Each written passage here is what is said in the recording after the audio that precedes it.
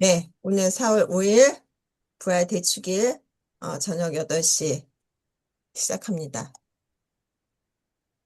어, 어, 오늘 성경 구절은 이걸로 잡았어요. 피조물의 웅대함과 아름다움으로 미루어 보아 그 창조자를 알 수 있다. 지에서 13장 5절입니다. 요즘 너무너무 아름답잖아요. 네. 그쵸? 그래가지고 이 구절이 떠올랐습니다. 어, 이거하고 연관돼서 또 여러분이 기대하시는 음악을 틀어드릴게요. 잠깐만요.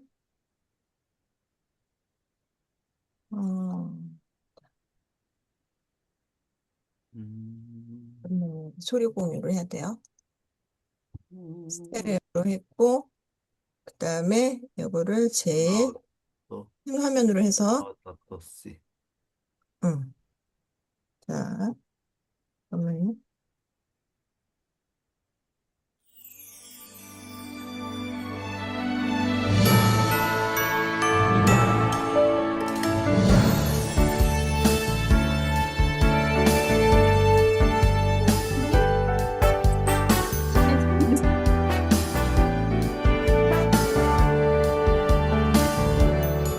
아침에 제일 먼저 날 반기는 햇살이 모두 잠든 이 밤 날 비추는 별빛이 지치고 힘든 나를 위로하는 꽃잎이 항상 날 어린아이로 만드는 인근이 주님이 지으신 세상 주님이 만드신 이곳 너무나 아름다워라 이 세상 무엇과도 바꿀 수 없는 주님의 가장 큰 선물 라우다토 시 주님께 감사드려요 라우다토 시 주님께 찬양 드려요 푸른 나무와 지적 있는 새와 노래하리 저의 주님 찬미 받으소서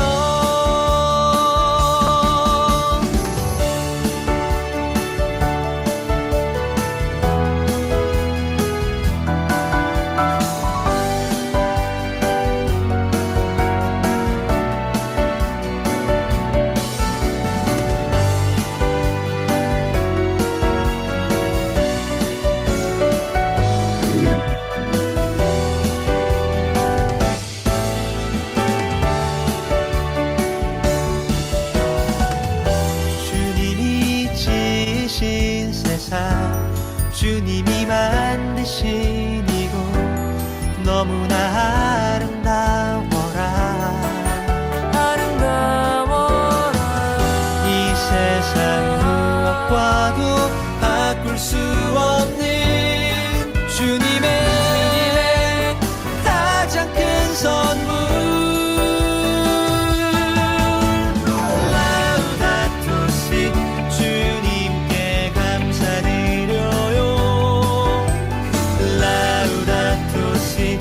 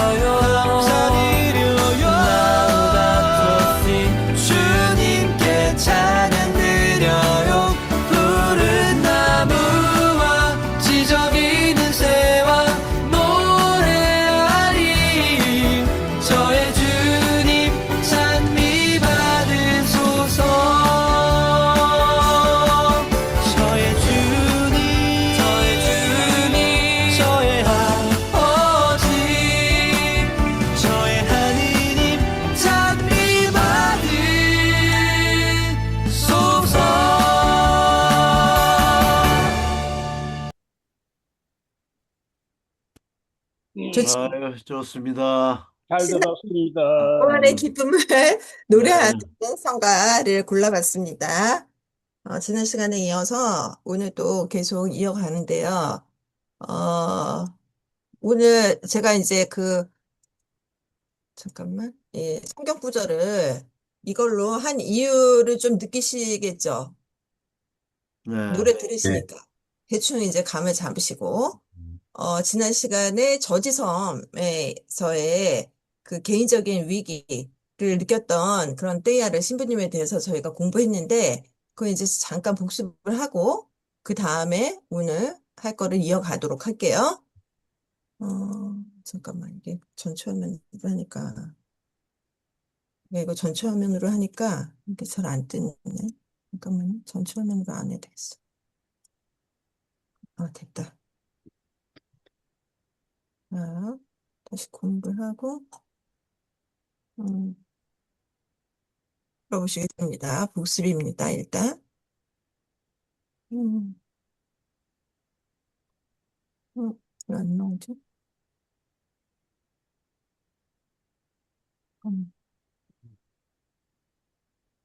됐다. 자, 이 사진 좀 보세요. 거칠고 외딴 해안. 여기는 그냥 평범한 땅이 아니었습니다. 한 젊은 사상가의 영혼을 걸고 벌어진 아주 거대한 내면의 전쟁터였죠. 오늘 우리가 깊이 파고들 인물은 바로 20세기 가장 독창적인 사상가 중 한 명으로 꼽히는 피에르 테이야르드 샤르댕입니다.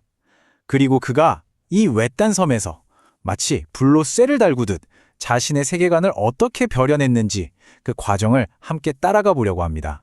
자, 본격적으로 들어가 볼까요?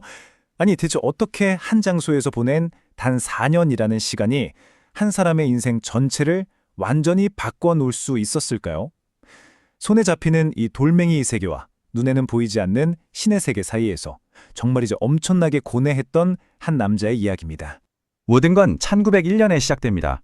젊은 테이야르가 예수의 수련을 받기 위해 영국 해협에 있는 저지라는 섬에 도착하면서부터요. 이게 바로 그의 인생을 송두리째 뒤바꿀 4년의 시작이었습니다. 그가 도착한 곳은 그냥 평범한 신학교가 아니었어요. 이 메종 생루이라는 곳은 한편으로는 아주 엄격하게 철학을 가르치면서도 다른 한편으로는 지질학이나 동물학 같은 최신 과학 연구의 중심지이기도 했거든요. 심지어 자체 천문대까지 갖추고 있었을 정도니까요. 말 그대로 신앙과 이성이 한 지붕 아래에서 공존하던 아주 독특한 환경이었던 거죠. 이 사진이 바로 그때 그 모습입니다. 여기 중앙에 앉아있는 젊은이가 바로 떼아리예요. 동료들하고 같이 철학 공부도 하면서 틈만 나면 섬의 지질을 탐사하러 다녔죠. 표정에서 진지함이랑 호기심이 동시에 느껴지지 않으세요? 바로 이곳 저지섬에서 떼야르의 내면적 갈등이 서서히 불붙기 시작합니다. 그의 영혼을 양쪽에서 아주 강하게 잡아당기는 서로 다른 두 개의 열정이 충돌하기 시작한 거예요. 자, 한쪽에는 물질 세계에 대한 정말 강렬한 끌림이 있었어요. 특히 이 저지섬의 지형은 지질학을 연구하기에는 완벽한 곳이었죠. 떼야르는 어릴 때부터 그를 사로잡았던 돌과 바위에 대한 열정을 여기서 완전히 폭발시키게 됩니다. 이 문구가 그의 마음을 그대로 보여주죠. 그는 탁 트인 바다, 거센 바람, 그리고 이 원시적인 자연의 힘에 그냥 완전히 매료돼 버렸어요. 그래서 철학 공부 외에 남는 시간은 전부 섬을 탐사하는 데 썼습니다. 그런데 다른 한쪽에는 예수의 수련생으로서의 깊은 영적인 삶이 있었죠. 물질 세계를 탐구하는 것만큼이나, 아니 어쩌면 그보다 더 강렬하게 그는 보이지 않는 신의 세계에 자신의 모든 걸 바치고 있었어요. 이게 바로 그의 영적 체험이 얼마나 강렬했는지를 보여주는 고백입니다. 그에게 신은 저 멀리 하늘에 계신 분이 아니라 내 존재 깊숙한 곳에서 생생하게 살아 움직이는 힘이었던 거예요. 그러니까 두 세계 모두 그에게는 너무나 현실적이었던 거죠. 자, 이 슬라이드가 그의 내면 갈등을 아주 잘 보여줍니다. 왼쪽은 뭐죠? 바위와 바다, 손으로 만지고 눈으로 볼 수 있는 물질의 세계에 대한 열정. 오른쪽은요? 신과 영혼, 보이지 않는 내면의 세계에 대한 헌신. 이 두 개의 거대한 힘이 그를 양쪽에서 사정없이 잡아당기고 있었던 겁니다. 처음에는 어떻게든 공존하는 것 같았던 이 두 세계가 결국에는 정면으로 꽝 하고 충돌하고 맙니다. 테이아르는 아주 깊은 개인적인 위기에 빠지게 되죠. 이 질문이 그의 머릿속을 떠나지 않았던 거예요. 내가 하나님을 온전히 따르려면 내가 이토록 사랑하는 이 바위와 자연에 대한 연구를 버려야만 하는 걸까? 세속적인 열정과 영적인 소명 사이에서 완전히 길을 잃어버린 거죠. 그런데 이 내면의 고뇌 위에 현실의 비극이 그를 덮쳐옵니다. 끔찍한 가족의 상실이 연이어 찾아온 거죠. 불과 2년이라는 짧은 시간 동안 형이 폐결핵으로 갑자기 세상을 떠나고 사랑하던 여동생은 고작 13살의 나이에 뇌막염으로 눈을 감습니다. 또 다른 누나는 아주 먼 중국으로 선교를 떠나고요. 이 죽음과 이별이라는 냉혹한 현실 앞에서 그가 간신히 붙잡고 있던 영적인 확신마저 힘없이 무너져 내리기 시작했습니다. 모든 게 무너져 내리는 것 같은 이 절망의 한가운데에서 마침내 전환점이 찾아옵니다. 이 위기를 해결할 실마리가 보이기 시작한 거죠. 혼자서는 도저히 답을 찾을 수 없었던 그는 자신이 믿고 따르던 멘토 트루사르 신부를 찾아가서 자신의 모든 고뇌를 털어놓습니다. 과학에 대한 열정과 신앙 사이에서 대체 어떻게 해야 하냐고요. 바로 이 말이 트루사르 신부의 결정적인 조언이었습니다. 여기서 정말 흥미로운 점은요, 신부님이 둘 중 하나를 포기해라 라고 말하지 않았다는 거예요. 오히려 신은 당신의 인간적인 성장을 원한다. 당신의 삶 전체, 즉 과학에 대한 열정까지 포함한 모든 것이 신 안에서 거룩해질 수 있다라고 말해준 거죠. 그러니까 핵심은 이거였습니다. 이건 선택의 문제가 아니라 통합의 문제였던 거예요. 그는 과학과 신앙을 따로 떼어서 볼 필요가 없었습니다. 오히려 그의 과학적 탐구 자체가 신을 향해 나아가는 길이 될 수 있다는 엄청난 깨달음을 얻게 된 거죠. 이것이 바로 그의 인생을 바꾼 통찰이었습니다. 이 위기를 극복하고 얻은 새로운 비전은 그의 남은 평생에 엄청난 영향을 미칩니다. 저지섬은 말 그대로 그의 사상이 태어난 요람이 된 셈이죠. 그리고 그는 이걸 그냥 머리로만 이해하고 끝내지 않았어요. 곧바로 행동으로 옮겼죠.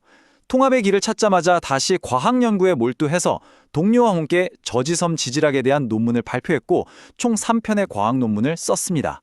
그리고 이 연구는 그냥 아마추어 수준이 아니라 오늘날까지도 그 가치를 인정받고 있을 정도예요. 그리고 이건 정말 상징적인 장면이죠.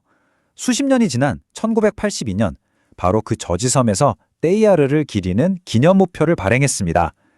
한 젊은 수련생이 섬에서 겪었던 그 치열한 고뇌와 그 결과물이 이 섬의 역사에 얼마나 중요한 일부가 되었는지를 보여주는 멋진 증거라고 할 수 있겠습니다. 저지섬에서의 경험은 그냥 젊은 시절의 추억으로 끝나지 않았습니다. 여기서 싹튼 물질과 영성의 통합이라는 아이디어는 훗날 그를 세계적인 사상가로 만든 인간 현상 같은 위대한 책들의 핵심 사상이 되었습니다. 훗날 저지섬을 다시 찾았을 때 쓴 물질 찬가의 한 구절입니다. 한때 그를 그토록 고뇌에 빠뜨렸던 바로 그 거친 물질을 이제는 축복하고 찬양하고 있잖아요. 이건 그가 마침내 두 세계를 완벽하게 통합했음을 보여주는 가장 강력하고 아름다운 증거일 겁니다. 테이아르의 이야기는 우리에게 이런 질문을 던집니다. 그가 과학과 신앙이라는 정반대의 것들이 만나는 지점에서 위대한 통합을 이뤄냈듯이 어쩌면 우리 삶의 가장 중요한 진리 역시 우리가 애써 외면하거나 분리하려고 했던 것들의 만남 속에 있는 건 아닐까요? 한 번쯤 생각해 볼 만한 질문인 것 같습니다. 네. 확인했고, 자, 이 사진 좀 보세요. 어, 지난 시간에 이어서 오늘은 이제 지난 시간에는 1901년부터 1905년까지 저지섬에서의 그 수련 생활, 그리고 뭐 지질학 쪽으로 이렇게 성취를 거뒀던 그런 생활, 그리고 위기를 겪었던 그런 이야기들이었는데, 오늘은 1905년부터 1911년 정도의 이야기를 다룹니다. 그래서 1905년부터 1908년까지는 카이로의, 이집트의 수도죠. 카이로의 성가정 예수회 고등학교에서 화학, 그리고 물리학 교사로 이제 활동을 합니다. 테이아르 신부님께서. 그리고 1908년부터 이제 17년까지 이렇게 쭉 설명되어 있는 거의 일부인데, 일단 17년까지 영국의 서식스라는 지역에 헤이스팅스 오어 플레이스라는 곳이 있어요. 근데 거기서 이제 4년간 이제 신학을 공부를 하십니다. 그리고 1909년에 10월에 신학과 이제 첫 해인데요. 그때는 이제 헤이스팅스에서 있었는데, 어, 여기 더 밀드, 여기 지역 이름이에요. 그리고 그 저지섬에서 지질학 야외 조사를 하는 그런 내용이 나오고, 그 다음에 1911년에 8월 24일에 이제 사제서품을 받으세요. 헤이스팅스에서요. 그래가지고 이때 이제 이름 있는 과학자들과 어울리고 화석을 연구하게 되고 이제 평생을 화석 연구에 이제 바치기로 마음을 먹습니다. 그리고 이 그 샤르데 신부님이 굉장히 감명을 받은 그 책이 앙리 베르그송의 저서인데요. 창조적 진화라는 거를 정독을 하십니다. 그런데 그때 또 누나가 1911년에 누나가 프랑스와즈라는 누나가 있었어요. 수녀원에 들어갔던 누나인데 그 수녀 원장이었거든요. 이제 중국 상해에서 천연두로 이렇게 헌종을 하게 되는 이야기까지 오늘은 다룹니다. 그래서 오늘 이제 이야기를 한번 또 팟캐스트로 보시겠습니다.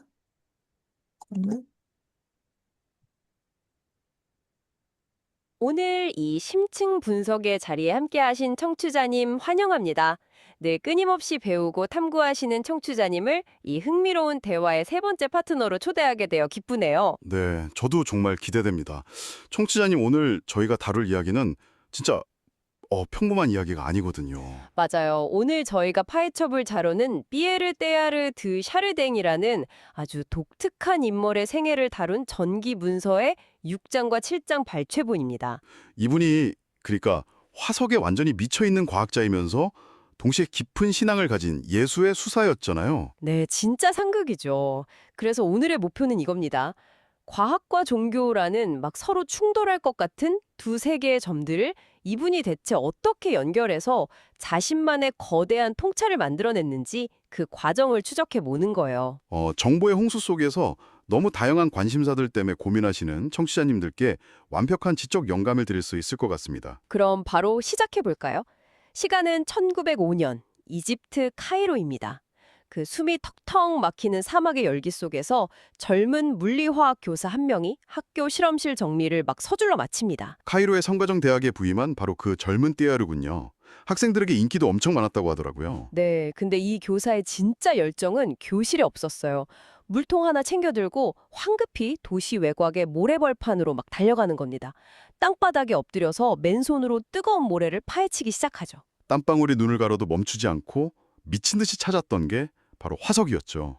수천만 년 전 이집트가 바다였을 때 살았던 생물들의 흔적 말입니다. 와, 그러니까 엄격한 규율을 따르는 가톨릭 수사가 찰스 다윈의 진화론을 증명하는 뼈 조각들에 완전히 매료되어 있었다는 거잖아요. 네, 심지어 나중에 프랑스 지질학회에서 그가 이집트에서 발견한 해양 화석에다가 떼야르디라는 이름을 붙여줬을 정도니까요. 단순한 취미가 아니었던 거죠. 잠깐만요. 1900년대 초반이면 가톨릭 교회가 진화론을 엄청 안 좋게 보던 시기 아닌가요? 맞아요.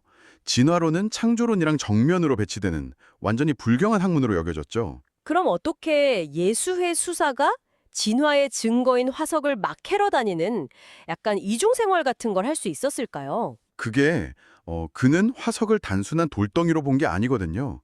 물질 세계 속에 우주의 가장 깊은 진리가 숨겨져 있다고 직관적으로 느꼈던 겁니다. 아, 그 직관이 폭발한 핵심 사건이 바로 1907년의 사막 탐사였군요. 카이로 남서쪽에 있는 엘 파윰 지역으로 당나귀를 타고 8일 동안이나 떠난 여정 말이에요. 네, 남겨진 문서들을 보면 그 풍경 묘사가 진짜 압도적입니다.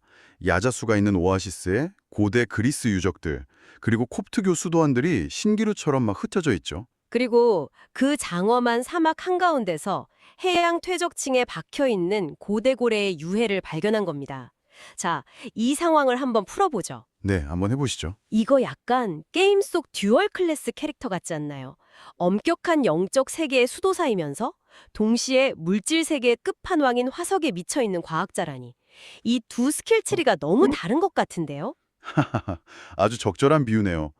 여기서 우리가 주목해야 할 매력적인 사실은 이 사막이 그에게 엄청난 영적 위기를 가져다 줬다는 겁니다. 위기요? 어떤 위기죠? 때야르드 스스로 범실론적 유혹이라고 불렀던 감정입니다. 문서를 보면 그가 물질이 나를 부르고 있었다라고 고백하는 대목이 나와요. 범실론적 유혹이라. 그 단어 약간 성직자한테는 엄청 위험하게 들리는데요. 카톨릭에서는 창조주랑 피조물이 엄격히 분리되어 있잖아요. 그렇죠. 자연이나 물질 그 자체가 신이라는 범실론은 명백한 이단이죠. 사막의 그 압도적인 광활함 속에서 자아를 잃고 물질과 우주에 온전히 녹아들고 싶은 맹렬한 유혹을 느꼈던 겁니다. 와, 창조주를 건너뛰고 자연 그 자체에 굴복할 뻔했군요. 그럼 거기서 그 유혹을 떨쳐냈나요? 이게 참 흥미로운데요. 그는 그 유혹을 맹목적으로 거부하거나 죄악이라고 덮어버리지 않았어요.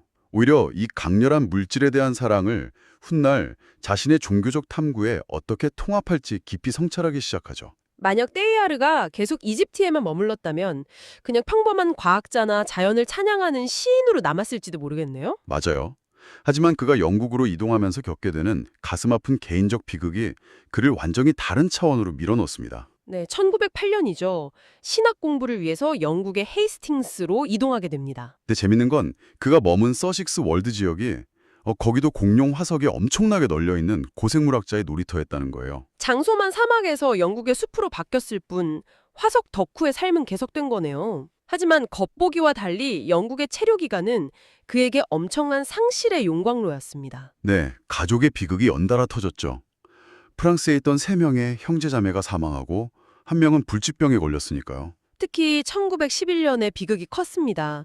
자신과 종교력 이상을 가장 깊이 공유했던 누나 프랑스와즈가 중국 상하이로 선교를 갔다가 32살에 천연두로 사망하고 맙니다. 그 먼 타국에서 임종도 못 지키고 얼마나 창담했을까요? 진짜 가슴 아픈 시각적 묘사가 문헌에 나오잖아요. 1911년에 때야르가 기나긴 수련을 마치고 드디어 사제 서품을 받게 되는데 그 서품식 장면이요? 정말 비극적이죠. 네. 가족들이 축하하러 오긴 왔는데 죽은 프랑스와즈를 애도하기 위해서 전부 다 까만 상복을 입고 참석한 겁니다. 새 사제가 탄생하는 축제의 자리가 잿빛 장례식장 같았을 거예요. 신에게 평생을 바치겠다고 서원하는 그 순간에 신의 가혹한 섭리로 사랑하는 사람들을 잃은 슬픔을 정면으로 마주해야 했던 거죠. 엄청난 압력솥에 들어간 것과 같았을 겁니다. 여기서부터가 진짜 흥미로워지는 지점입니다. 청취자님도 한번 생각해 보세요. 보통 사람들은 이렇게 감당하기 힘든 상실을 겪으면 변하지 않는 전통적인 교리 속으로 안식처로 도피하기 마련이잖아요. 그렇죠. 당시 주류였던 토마스 아퀴나스의 스콜라 철학처럼 모든 게 정해져 있고 멈춰있는 정적인 세계관으로 숨는 게 훨씬 안전하니까요. 근데 때야르는 오히려 반대로 움직이지 않았나요? 그 거대한 고통 속에서 말이죠. 이 지점은 우리에게 매우 중요한 질문을 던집니다. 그는 고통을 피해서 과거의 추억이나 정적인 사고방식에 머무는 대신 과감하게 미래를 향해 나아갔거든요. 미래를 향해서요? 그게 정확히 어떤 의미죠? 스콜라 철학의 완성된 우주관으로는 이 처절한 죽음과 무질서를 설명할 수가 없었던 거예요. 그래서 그는 자신이 캐내던 화속, 즉 진화의 역동성에 주목합니다. 우주는 멈춰있는 게 아니라 더 높은 차원을 향해 치열하게 나아가는 중이라고 본 거죠. 그러니까 과거의 정적인 철학을 버리고 진화라는 역동적인 개념으로 자신의 고통을 해석한 거군요.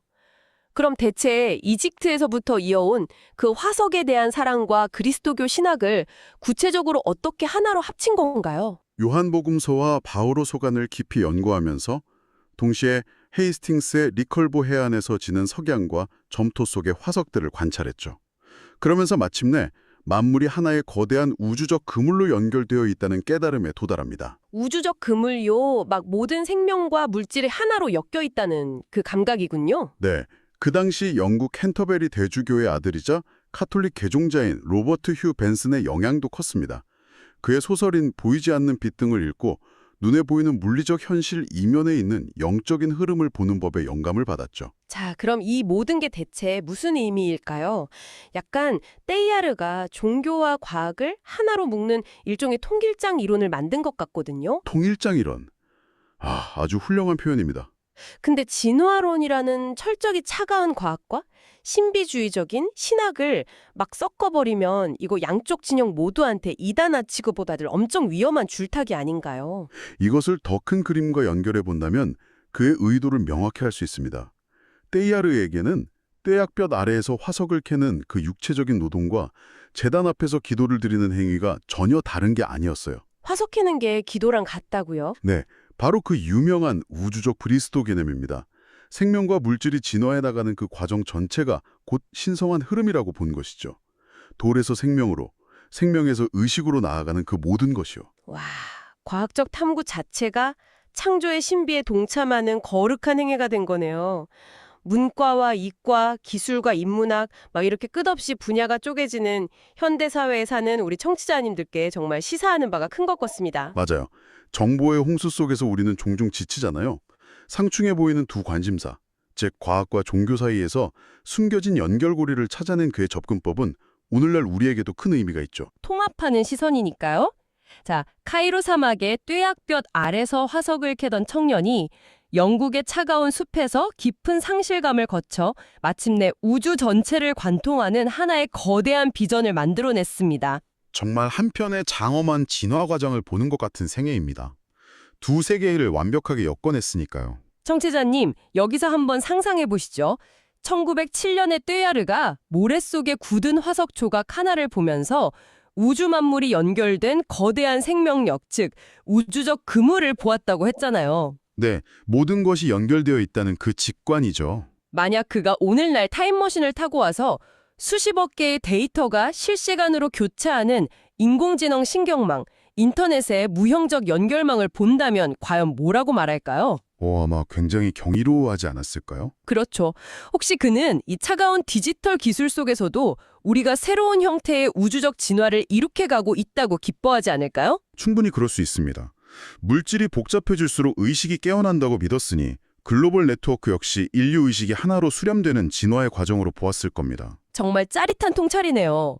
청취자님, 오늘 하루 여러분만의 사막, 여러분만의 화석은 무엇인지 한번 찾아보시기도 바랍니다. 내 관심사들이 어떻게 하나의 그물로 연결될 수 있을지 상상해보는 것도 좋겠네요. 네, 오늘 이 깊고도 뜨거운 사유의 흔적을 밟아본 시간이 청취자님들께 의미 있는 영감이 되었기를 바랍니다. 함께 해주셔서 감사합니다. 지금까지 더 딥다이브였습니다. 네, 오늘 이 잠깐만. 잘 보셨죠? 네. 오늘 굉장히 이제 중요한 내용이 많이 들어가 있는데, 지난 시간에 이어서, 지난 시간에는 영국의 저지섬이었잖아요. 그쵸? 근데 이제 이집트에서 물리학, 화학 교사를 하고, 제가 이제 그 다음에 또 영국의 헤이스팅스로 가가지고, 그 두 개를 비교해갖고 제가 이렇게 만든 거예요. 이게 6장하고 7장이 따로 있는데, 오늘은 제가 일부러 합쳤어요. 이 내용이, 좀 합쳐져야지 좀 여러분한테 좀 의미 있게 다가갈 것 같아가지고 합쳤는데, 제가 이제 여기서 문제 제기라고 할까? 좀 질문하고 싶은 게 좀 있어서 우리가 생각해 볼 거를 제가 이렇게, 전기에서 따왔어요. 그리고 제가 이제 처음에 그 성경 구절하고 찬미부하도소서 그 노래하고 요거 다 연결이 되어 있거든요. 그러니까 한번, 읽어주시기 바랍니다. 한 분이.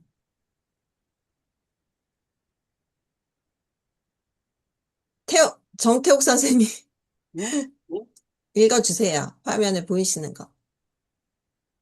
이 첫 번째 진정한 탐험 떼아르의 마음에 쉴 수 없는 인상을 남겼다. 그가 다시 깊은 의심과 위협을 경험한 것이 바로 이곳 사막의 혹독한 태양의 조건과 황량한 고독 아래서였다. 그가 나중에 우주적 삶에서 묘사하고 부정한 것처럼 자연적으로 녹아들고 만물과 하나가 되며 우주와의 범죄면적 융합을 추구하려는 저지선에서의 유혹보다 더 큰 최대 유혹을 만났던 것도 바로 이곳이었다.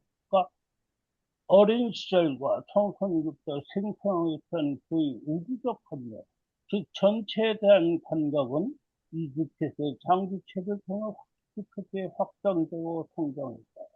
여기서 그는 세상과의 쌍의 활동, 그리고 다른 사람들과의 사회적 관계에서 벗어나고픈 또 다른 결정적인 욕망을 경험했다. 그러나 그는 다시 한번 이 위기를 극복하고 그로 인해 변화되었다. 글을 쓰기 시작하면서 그 후 몇 년 동안 그는 이 경험을 반복해서 언급.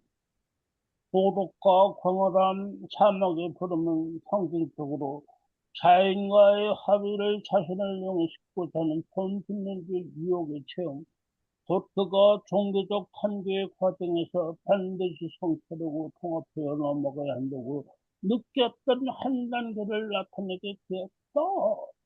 네. 지금 이제 그 아주 그냥 너무나 자연한테 매혹된 상태인 거를 알 수 있는데, 그래가지고 여기 보면은 자연 속으로 녹아들고 만물과 하나가 되며 우주와의 범신론적 융합을 추구하려는 저지섬에서의 유혹, 이런 유혹을 저지섬에서 받았었는데, 지금 이제 그거보다 더 큰 최대의 유혹을 그 이집트에서도 또 만나게 된 거예요. 그런데 이제 그 오베르뉴에서 자랄 때부터 좀 특별한 그런 감각이 있었잖아요. 그죠? 근데 그게 이제 우주적인 감각?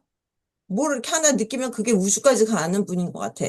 떼야르시 분이 전체에 대한 감각이 이렇게. 근데 거기 그 감각까지는 좋았는데 그게 다른 사람들과의 관계에서 벗어나고픈 그런 욕망까지 이렇게 체험을. 그러니까 굉장히 이분은 자기 자신에 대한 성찰이 굉장히 깊은 분인 것 같아요. 이런 거 느꼈다 그래도 그냥 넘어갈 수 있는데, 사르딘 신부님은 아주 그냥 뿌리를 뽑는 그런 분인 것 같아요. 그래서 자연과의 합일로 자신을 여기 용해 자신이 없어지는 거예요. 여기 자연 속으로 녹아든다 그랬잖아요. 범신론적 유혹의 체험 그리고 이게 반드시 자기가 이제 신앙인이기 때문에 하느님 없어지잖아요. 이럴 때 그렇죠? 저희는 이렇게 아름다운 자연을 보면 창조주 하느님을 떠올리기 마련인데 이분은 이제 하느님이 없는 그런 상태로 이렇게 자기가 들어가는 거를 느끼고 이제 성찰하고 아, 이거 지금 짚고 넘어가야 되겠다. 그런 단계를 겪는 그런 모습입니다. 계속 이어서 최민석 신부님 읽어주세요.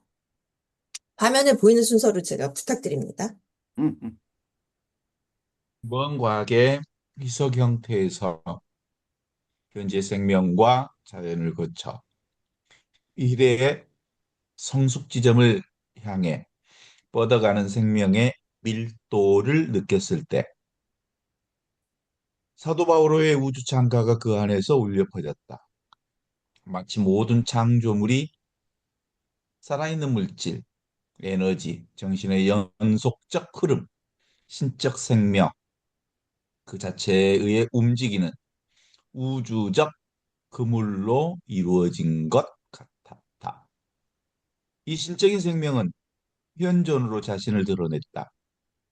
데아르에게 그 현존은 예수의 형상과 얼굴을 취한 한 인격적 모습이었다. 나중에 그가 우주적 그리스도라고 명명한 존재가 만물의 중심으로 서서히 나타났으며 그의 요소는 모든 물질, 모든 생명, 모든 창조물에 걸쳐 뻗어 있다.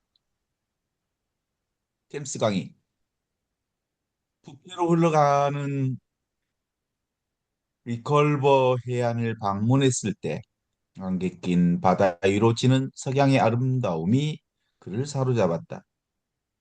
여기서 그는 다시 자연의 마법 같은 매력, 즉 우주적 생명에 이끌리는 것을 느꼈다. 네. 한마디로 뿅 간 거죠. 음. 자, 근데 여기에 되게 의미 있는, 단어가 많이 나와요. 그 현재의 생명과 자연을 거쳐 미래의 성숙 지점. 이게 오메가 포인트를 나타내는 것 같고요.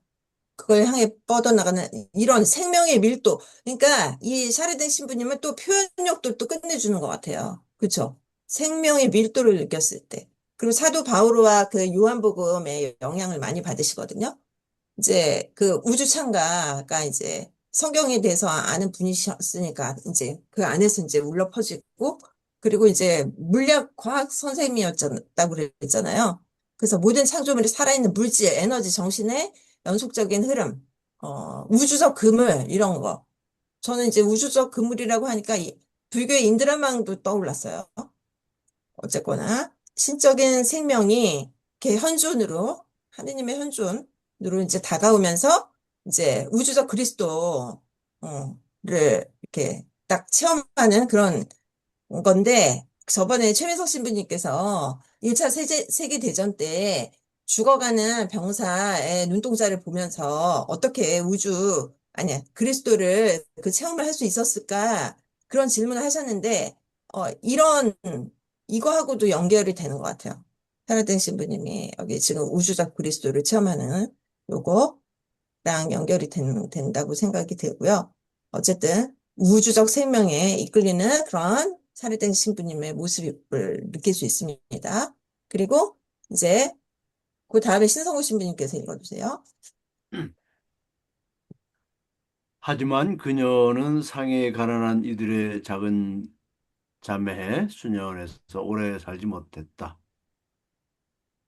1911년 천연두에 걸려 32살의 나이로 세상을 떠났는데 이는 동생이 사제서품을 받기 불과 몇 달 전이자 그녀가 공동체의 수녀원장이 된 지 1년 후였다.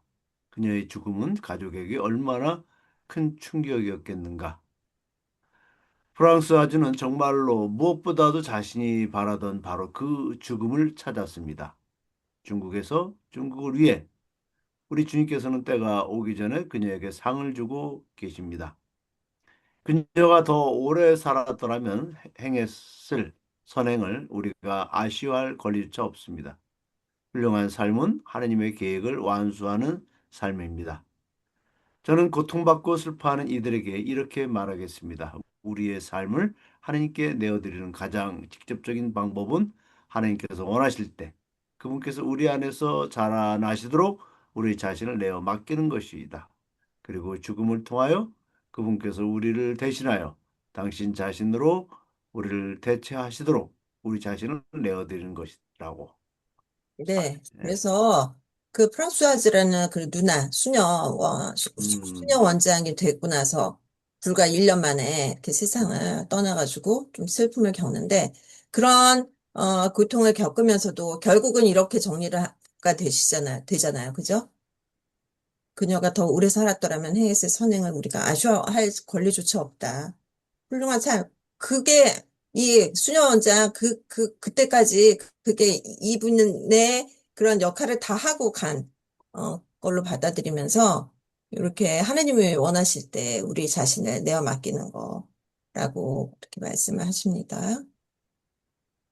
네. 그리고 이거는 지난 시간에 그 저지섬에서 좀 느꼈던 영적인 위기에 대한 설명이에요. 요거는 우리 hildegarde 자매님께서 음소거 해제하시고. 네, 자연의 위대한 힘에 대한 그의 끌림은 이미 어린 시절의 경험에서 비롯된 것이었다. 이 시기에 이르러서는 그 끌림이 한층 더 강렬해졌고 그 끌림 속에서 생생한 우주적 의식이 깨어났다. 그 체험은 너무도 강렬하여 그는 마치 하느님의 거룩한 진동이 모든 사물 속을 흐르는 것을 느꼈다. 세상과의 깊은 관계, 곧 그에게는 진화하는 우주로의 입문이었던 체험은 그를 거대한 흐름에 실려가는 듯한 느낌에 자신을 맡기게 했다. 그는 그 속에서 감각의 자신을 맡겨버리는 방임 상태로 이완되면서 마침내 신없는 위기에까지 이르게 되었다. 자연은 그를 유혹하는 존재였으며 그 유혹은 그에게 자기 자신을 해체시키는 방향으로 이끌었다. 자연의 신성은 매혹적인 얼굴을 하고 있었지만 그것은 사유의 결핍과 공허한 마음을 가면처럼 가리고 있었다. 하지만 눈으로 보고 만질 수 있는 우주의 품에 자신을 내맡겼을 때 그는 하느님의 손길을 느끼게 되었다. 그리고 그는 마치 황홀공에 빠진 것처럼 자연 전체를 통해 하느님 안에 잠겨 있음을 깨달았다. 바위와 바다에 둘러싸인 그는 장엄한 견고함과 일관성을 느꼈다. 이는 그로 하여금 물질의 본질을 탐구하고 물질의 근원을 더 깊이 연구하게 만들었다. 그는 과학 수업, 특히 물리학 수업을 즐겼다. 그 수업을 통해 그는 자연 속에서 자신이 강렬하게 느껴오던 일체성의 감각이 단순한 주관적 느낌이 아니라 자연이 실제로 통합된 구조와 법칙 속에 있음을 보여주는 실증 가능한 물리적 기초를 지니고 있음을 발견할 수 있었다. 네. 음. 여기에 보면은 자연 속에서 자신이 강렬하게 느껴오던 일체성의 감각이 단순한 주관적 느낌이 아니라 자연이 실제로 통합된 구조와 법칙 속에 있음을 보여주는 실증 가능한 물리적 기초를 지니고 있음을 발견할 수 있었다. 이런 표현에서 저는 그 소립자 상태일 때 물질과 우리가 차이가 없다는 거. 그게 이제 일체감이라고 저는 느껴졌고, 어쨌든 과학적인 근거를 가지고 이 샤르댕 신부님은 현대의 신앙인들에게 그리고 일반인들한테 굉장히 설득력 있게 이렇게, 호소력 어필할 수 있는 그런 분이라는 이제 생각이 들었습니다. 그래서요, 제가 이제 그 나눔을 이제 했으면 좋겠는데, 어, 여기 이제 범신론이라는 게 있고, 범죄신론이라는 게 있거든요. 이 차이를 아셔요? 범신론과 범죄신론의 차이. 범죄신론이 뭐야? 범죄신론은요, 네. 하느님의, 하느님, 뭐라 그래야 되지? 모든 것, 그러니까, Finding God in all이라고. 그 예수에서 모든 것 안에서 하느님 발견하기 그러잖아요. 그죠? 그 이냐시와 영신 수련도 그렇고, 하느님이 모든 것 안에 계시다는 거죠. 음. 근데 또 모든 것은 또 하느님 안에 계시다는 거. 어. 그런데 범신론은 뭘까요? 범신론은 그 뭐랄까? 모자이크, 물질 자체가 신이라고 생각합니다. 네, 그렇지. 맞아요. 모자이크지, 모자이크. 네. 부분의 합이 전체라고 보는 거지. 그러니까 하여튼간 근데 어떻게 그게 다 신이라고 받아들일 수 있지? 범신론 저는 그게 참 이해가 안 가. 그쵸? 어쨌든 요 얘기를 뭐 저는 이제 그 범신론적인 유혹을 받았다는 것 때문에 우리가 이제 그 사실은 결론은 떼야르 신부님의 그 영성은요 펜 크라이스트예요. 모든 게 다 그리스도로 이제 수렴되는 거거든요. 어, 범제신론에서 그 제신론에서 그 신이 이제 그리스도, 를 가리키는데 우주적 그리스도, 로 결론이 나는데 저는 이제 이런 질문을 했지만 여러분이 오늘 그 들으시면서 이런 거를 좀 나누고 싶다 느낌 같은 거, 그 자유롭게 나눠주시면 될 것 같아요. 음. 솔직히 나는 짜르땡을 몰랐으면 네, 과학과 제공의 갈등도 몰랐을 거고, 네, 영어가 역시는 이원이라는 것도 이론으로 가야 된다는 그런 것도 몰랐을 음. 거고, 네, 그리고 우주가 새롭게 진화하는 하나의 그 창조가 과정이, 진화가 창조의 한 방식이다.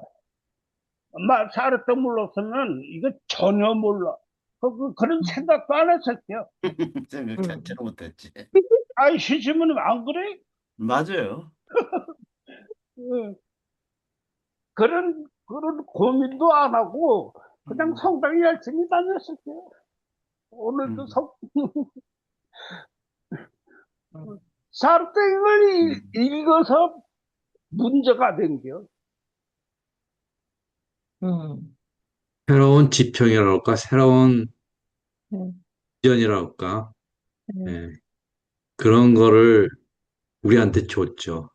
네, 그러니까 생각의 차원을 네, 그치 우리가 기존에 했던 네, 기존의 그 모든 방식과 그 생각의 차원의 틀을 예, 완전히 새롭게 넘어섰어. 예? 맞아. 그러니까 우리가 뭐 3차원 여기 우리 과학자 교수님도 계시지만 음, 3차원 2차원에서 3차원, 음, 3차원에서 4차원 이런 식으로다가 우리에게 더 어떤 지평, 그죠? 또 어떤 차원 이것을 다 어? 우리의 기존 것을 넘어서게 해주신 그런 분이 저는 샤르댕이라고 보고 아까 이제 그 범신론 문제를 제가 그냥 제 나름대로 생각해 봤는데 그 네, 일본 사람들의 그 맞다.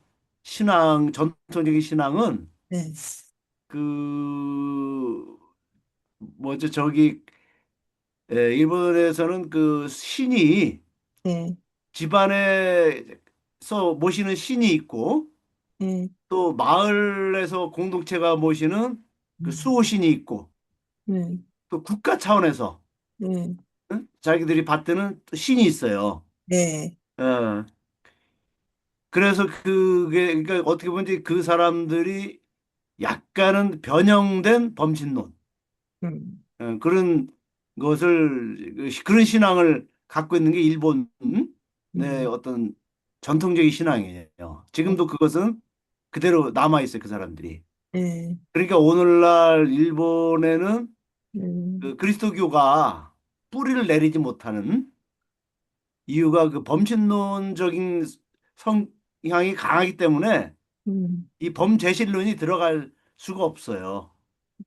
우리 그리스도교는 엄밀히 말하면 범죄신론이거든요. 네, 그래서 그게 상극의 상극, 일본에서는.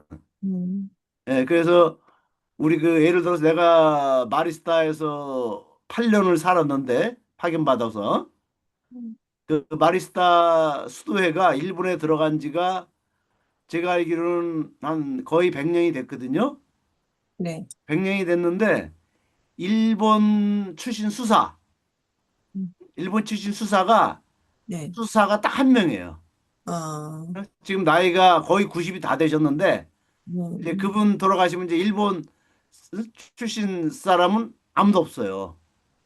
즉 그렇게 그리스도교의 뿌리를 내리기 어려운 그런 그 어떤 종교적 그 종교성을 가진 나라가 일본이야.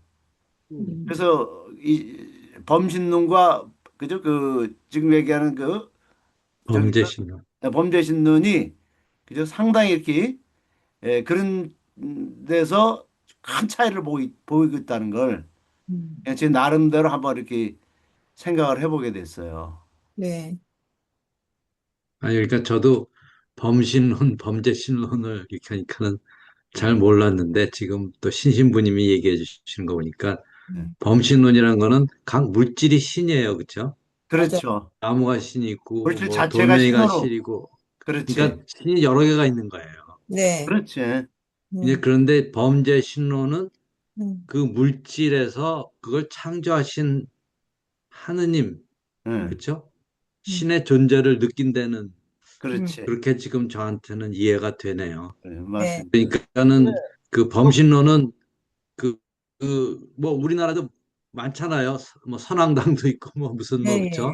맞아요. 이게 각 물질이 다 신인 거에 비해서 음, 그 범죄 신론은 그 물질의 뒤에 있는 음, 그렇지. 그러니까 물질을 창조하신 음, 그러니까 실제로 유대교가 네, 그 전에 종교는 전부 다 천둥도 번개도 다 신이었잖아요. 네, 음, 그렇죠? 그렇죠. 그랬는데 유대교에서는 그런 걸 만든 창조주가 있다는 걸 음, 본 게 그 완전 틀린 거 아니에요. 그렇죠? 그렇지. 그 뒤에 그거 만드신 그게 있다는 맞아. 그게 그 범신론하고 범죄신론이 아마 그렇게 다를 것 같아요. 그러니까 그리스 로마는 모든 물질이 다 물질적 맞아요. 작용이 다 신인데 음, 그 유대교에서는 그 모든 물질 자연 현상의 그걸 만드신 분이 음, 이때는 그 거기서 창조주를 음, 보는 게 그러니까 아마 신론이. 유대교고 그다음에 이제 결국 그리스도교고 그렇죠? 그게 다른 게 네, 아닌가 저는 네. 그렇게 느꼈습니다. 저도 음, 음, 범신론 잘 몰랐고 네. 범죄 신론도 잘 몰랐는데 지금 신부님이 얘기하시는 데서 그렇게 이게 둘이 갈라지는 거 하면서 굉장히 틀린 거구나 이런 오늘 생각을. 우리가 범신론하고 범죄신론에 대해서 분명히 샤르탱 사상으로 여러분들이 알아야 할 게 하나 있어요. 지금 신부님 말씀하셔서는 그 일본의 이승신 저신 우리나라의 그 삼각신 이런 신은 그 범신론이 아니에요. 그거는 네. 정령신이에요. 애니미즘이. 그건 범신론이 아니에요. 그거는 음. 애니미즘이지. 음. 정령신앙이 범신론. 범신론은 뭐냐면 부분이 합쳐지는 것이 전체다. 그러니까 모자이크요. 음. 모자이크. 우리는 부분, 우주의 부분이고 다 모인 게 전체다. 그게 신은 부분이 모인 전체다. 이렇게 보는 게 범신론이다. 그러니까 불교 철학을 약간 핥은 사람은 불교 철학이 범신론이라고 결론을 내려. 불교 철학도 범신론이 아니에요. 우리가 항상 말해요. 음. 프랙틀이든. 그러니까 빅뱅이 하나가 여럿이 되는 사건이잖아요. 빅뱅이. 하나가 여럿이 되는. 이건 동치성이고 동질성이에요. 지금까지는 창조와 피조물을 이렇게 나눠서 우리 하는데 창조와 피조물은 동치성이며 동질성. 이렇게 그리고 범신론은 전체가 합쳐진 게 부분이지만 이 뭐지? 비범 범신론? 범죄 네? 신 시, 범죄 신론. 범죄신론, 어? 범죄 신론. 범죄 신론. 범죄신론. 범죄신론은 프랙틀 구조로만 즉 하느님과 인간이 동질성, 동질성. 그리고 음. 창조와 비창조가 동시성이라고. 빅뱅이 쾅 하고 터지면서 하나가 여럿으로 됐으니까 동시성, 동질성. 그러니까 이 하느님은 범신론은 아닙니다. 그 불교 철학도 이 프랙탈 구조로 세상을 이해하고 있어요. 우리하고 똑같아. 우리는 하나님으로 표현하지만 그 사람들은 하나님으로 표현 안 했을 뿐이지 그 근본적인 생각은 똑같다.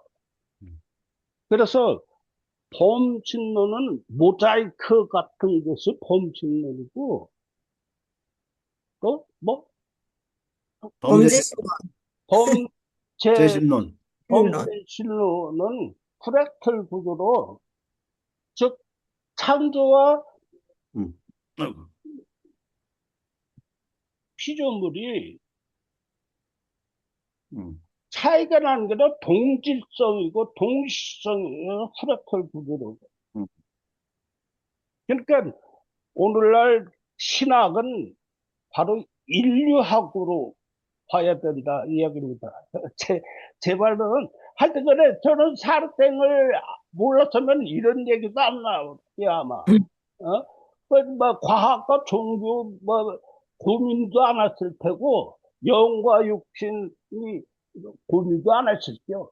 전혀 그런 고민도 안 하고 그냥 무난하게 삶과 신앙생활을 했습니다. 근데 샤르땅을 공부하게 되면서 제 입에서 이런 여러 가지 이상한 말이 나오고 그렇습니다. 이해하세요. 그 제가 이제 우리 정 선생님의 말씀, 그동안 이제 배운 거에 대해서 저도 동의는 하는데 이제 문제는 뭐냐면은 이제 종교학 종교학적인 관점에서 이제 지금 우리 오수영 박사님이나 저 같은 경우는 이제 저 같은 경우는 하여튼 일단은 종교학적인 관점에서 이렇게 사람들에게 이해하기 쉽게 하는 방법은 지금 저희들이 지금 얘기한 그 방법이 안 돼요. 그러니까 선 선생님 말씀은 이론적으로는 정확해요. 제가 그 지금 이렇게 말씀하시는 게 그죠? 그런데 일반 사람들에게 범신론, 범죄신론을 얘기하려면 그죠? 어떻게 설명할 방법이 없어. 그죠? 그래서 우리가 이제 지금 이해하는 방식으로 맞습니다. 표현을 해야 사람들은 그죠? 그것을 좀 어느 정도 알아듣지. 그렇지 않으면 지금 너무 이게 복잡하고 힘들어요. 내가 볼 때. 그래서 네. 그렇게 얘기하는 게 지금. 네. 네. 근데 어. 우리 수준은 그 사람들하고 다르니까 음. 우리 근데 수준으로 뭐 크게 이해라고 다를 것도 없어요. 하여튼, 네. 알겠고요. 지금 아직 나누지 않으신 초림 신부님 또 네. 계속 말씀 나눠주시기 바랍니다.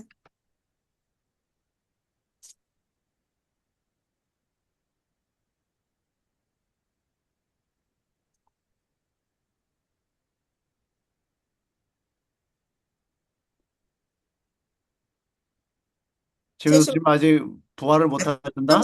좀 말씀만 생각하셔야 돼요. 하죠. 신부님? 최 신부님? 안 들려. 왜요? 어, 잘 들려요. 아, 네. 네, 말씀하시죠. 음, 올 부활 축하합니다.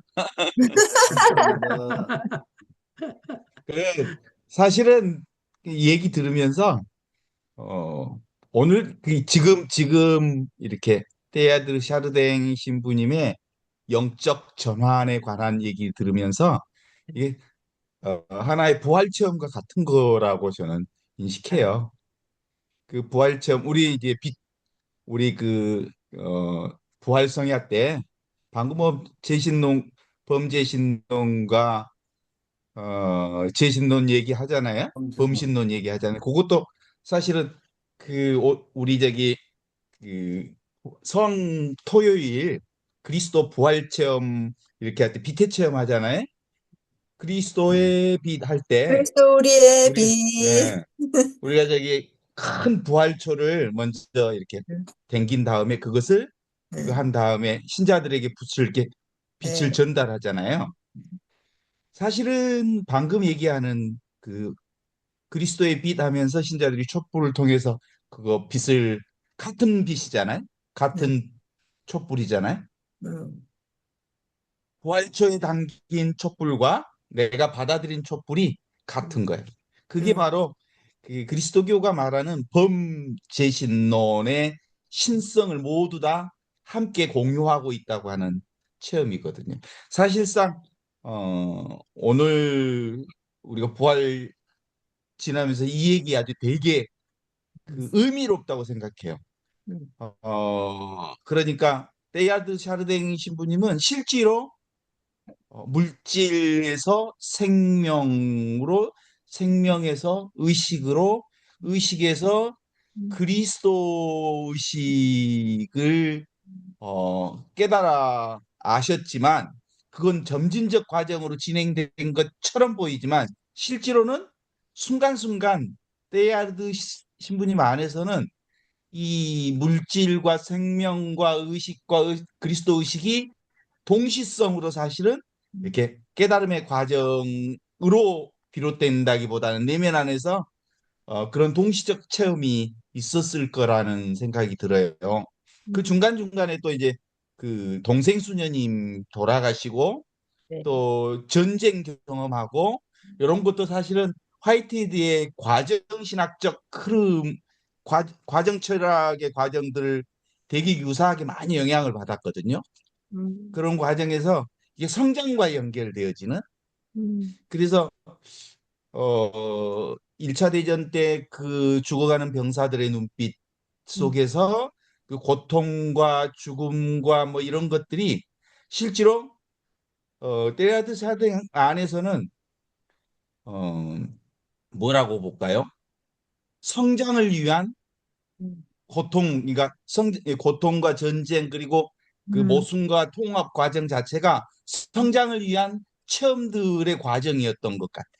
네. 그러니까 역사 전체 흐름 속에서 그 양반은 화이트헤드 철학을 아주 깊게 영향을 받았다고 읽었는데 실제로 그것이 자신의 연구 과정을 통해서 물질, 생명, 의식, 그리스도 의식의 전반적 흐름 속에서 부활 체험과 같은 그런 체험들의 연속 아니었을까 이러면서 어, 끊임없는 부활 체험을 지속적으로 하지 않았다면 이 양반은 물질과 정신의 통합, 또 신앙과 과학의 통합 이거 불가능했으리라고 봐요. 그래서 떼아들이 신부님은 끊임없이 항상 깨어있던 사람으로서의 신앙적 자세를 견지했던 그런 아주 우리에게 신앙에 대단히 중요한 모범을 보여준 거 아닐까?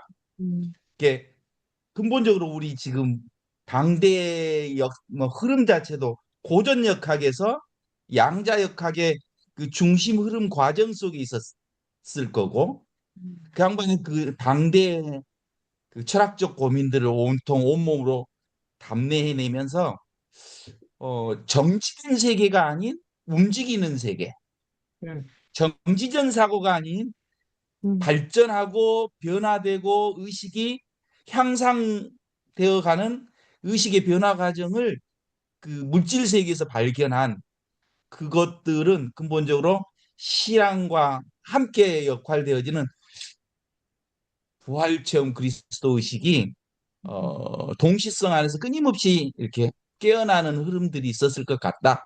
뭐 이런 생각들이 좀 들어서 깨어있는 신부만이 가능한 일이다. 뭐 이런 생각을 하게 합니다.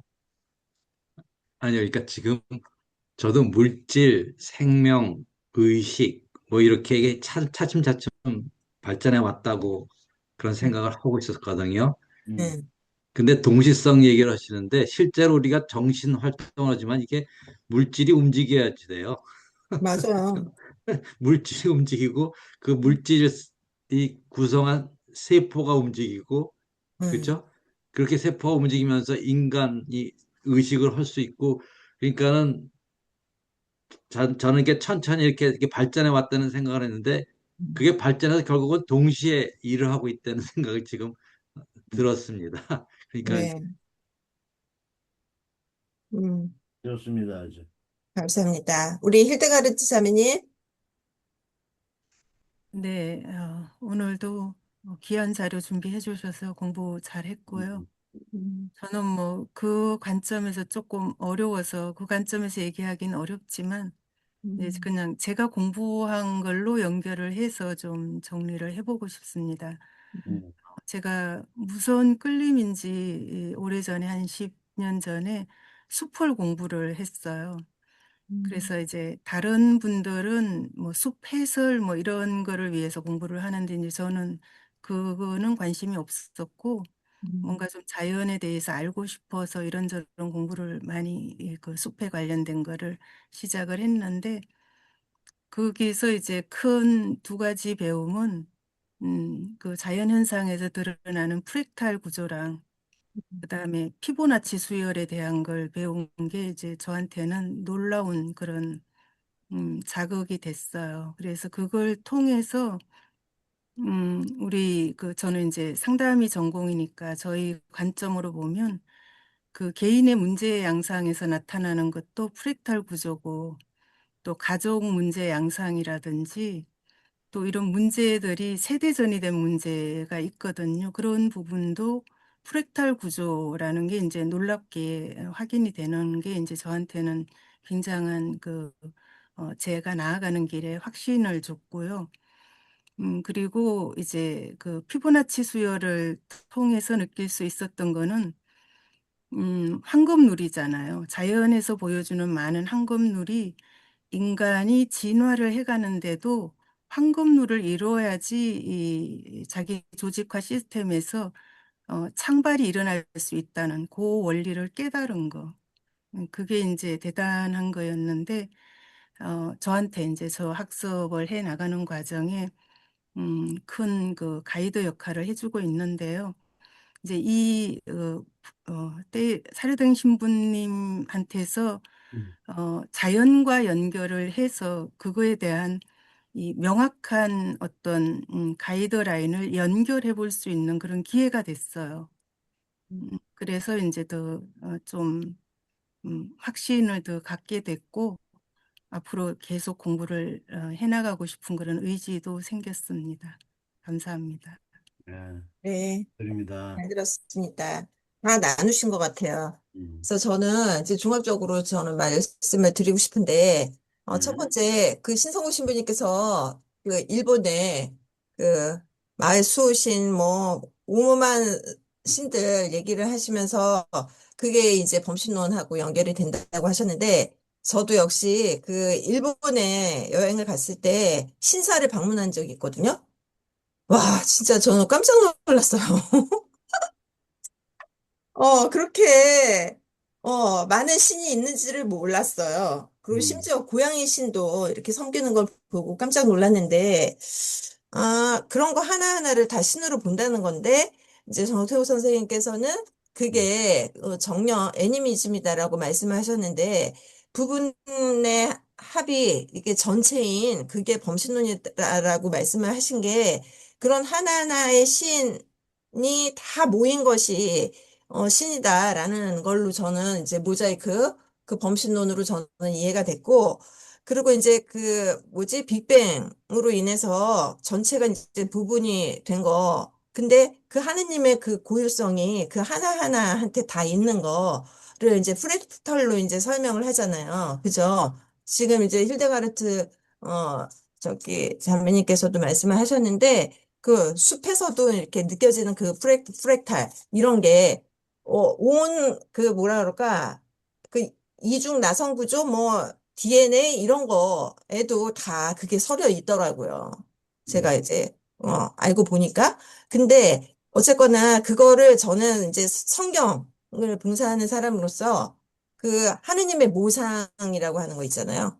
어, 우리 개개인이 음, 하느님이지는 않지만 그 하느님의 모상으로 지어졌다는 걸로 그걸로 이제 연결이 되면서 그게 전체와 부분이 동시성이다라는 거 하고 전체 그러니까 아까 이제 오수영 회장님은 그게 이렇게 하나하나의 과정이 이어진 걸로 여겼었는데 그게 음, 아니라 그게 이렇게 동시에 일어나고 있었던 거다라는 거가 또 그런 차원에서 또 이해가 됩니다.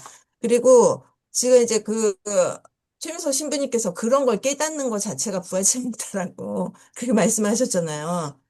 근데 저는 그게 이제 굉장히 또 마음에 와닿고, 그리고 이제 그, 정태호 선생님이 샤르딩을 몰랐으면 이런 거 저런 거 생각 안 하고 살았을 건데 음, 그렇게 말씀하셨는데 저도 정적인 우주관에서 동적인 우주관 그렇게 그 진화되는 거 진화의 역동성 안에서 우리가 계속 이렇게 정향 진화의 방향성을 가지고 우리가 가고 있다는 거 그거를 이제 더 확실하게 느끼면서 어저께 이제 오수영 회장님하고 이제 정초 선생님께서 그 단체톡에서 주고받은 그런 내용을 읽으면서 두 분이 같은 말을 하시는데 표현만 다르다. 저는 이제 그렇게 느껴졌거든요. 그래서 음, 이제 신의 영역도 그렇고 이제 그리스도를 읽어보시라고 그렇게 말씀하셨는데 음. 오수영 회장님께서 언젠가 그런 말씀하신 적 있어요. 그 영이 되는 물질만 있다. 그렇죠? 정신이 되는 물질만 있다. 예. 그러니까 이제 그게 그러니까 이제 영이나 그런데 하여튼 정신이 예, 되는 예, 물질만 있을 뿐이다라고 스피릿을 그게 얘기를, 예, 맞아요. 그렇게 얘기를 그러니까 하신 게 있어요. 하셔요, 실제로. 그러니까 이제 부활의 의미를 이제 메타몰포시스라고 저는 이제 얘기를 했는데, 번데기가 이제 나비가 되는 걸로 보통 비유를 많이 하잖아요. 부활을 얘기를 할 때. 그렇게 존재 방식이 바뀌는 거? 그래서 우리가 이제 죽으면은 썩어 없어질 몸은 없어지지만 그 영적인 몸으로 이제 부활을 한다고 얘기를 하거든요. 그 영적인 몸을, 성경에서는 소마라고 하는데 그게 이제 그 조강호 신부님이 얘기하시는 그 마티콘이라는 거로 이제 설명을 하시잖아요. 그래서 하여튼 우주 진화의 중심이 우주적 그리스도였다라는 거고, 그 부활의 의미가 우주 전체의 진화의 완성, 충만한 상태, 그런 거를 갖다가 우리는 그러니까 이미와 아직의 사이에서 지금 그런 사이 과정에서 있기 때문에 저희가 엔트로피의 상황을 겪을 수밖에 없는 그런 한계를 지니고 있다라는 이제 생각이 들고, 아까 이제 그 최민석 신부님이 이렇게 고통 이런 거 여러 가지 어려움을 겪는 그런 것까지 하늘님 안에서 이제 변형되는 그런 부활의 과정으로, 예, 화이트헤드 과정 철학을 언급하시면서 이제 말씀을 해주시는 게 저는 이제 와닿았습니다. 그래서 부활이라는 것이 죽어서의 뭐 송장이 살아나는 그런 것이 아니라 이미 지금 부활은 지금 죽음 이후의 일이 아니라 지금 과정으로서 그리스도 안에서 변형되는 그런 부활로 나아가는 중이다라는 거를 저는 생각을 했어요. 음, 그래서 죽음은 이렇게 입자로서 해체되는 것뿐만 아니라 더 큰 전체 생명으로 그렇게 수렴되는 그런 통로, 과정이라고 저는 여겨졌고요. 그래서 범신론과 범죄신론을 이제 굳이 이제 차이를 말씀을 드리면, 저는 범죄신론이라는 거를 그러니까 만물 안에서 현존하시면서 작용하시는 그 하느님의 현존에 대한 그런 감각이라고 저는 생각이 들어. 음. 음. 저는 이제 이 정도로 그, 정리를 하겠습니다. 음. 여러 번 사르트를 공부한 분들은 부활이란 말을 들었을 때, 우리도 지금까지 개체성에만 집중을 했어요. 개체성에만. 교회나 우리 개개인이나 부활하면 개체성. 그러나 부활은 개체성이 아니라 공유성에서 나오는 거라고. 음. 음. 이렇게 느낄 수 있으면 좋습니다. 네. 예. 부활이란 말이 어떤 개개인의 어떤 개체성 아니라 공유, 정신 공유. 우리가 비행기를 하나 우주선을 만들 때 하나 그거 만들 때는 한 사람이 못 만들잖아. 어? 음. 어. 그 가족들과 지금 한 수십만 명, 수백만 명이 하나 만든다. 그게, 그게 공유성이지. 정신의 아니, 공유성. 그러니까 그렇게도, 그러니까 제가 느꼈던 거는 여태까지 너무 개인 구원에 맞아. 치중했었던 것 같은데, 음. 이 떼아르 신부님 얘기하신 건 공동 구원인 것 같아요.